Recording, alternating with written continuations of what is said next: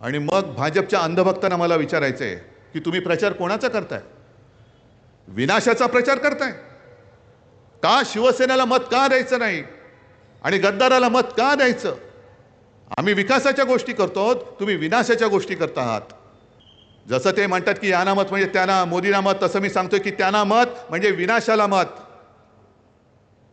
मग एका बाजूला विनाश आहे आणि दुसऱ्या बाजूला विघ्नहर्ता विनायक आहे. तुम्हाला काय निवडायचं तुम्ही निवडा.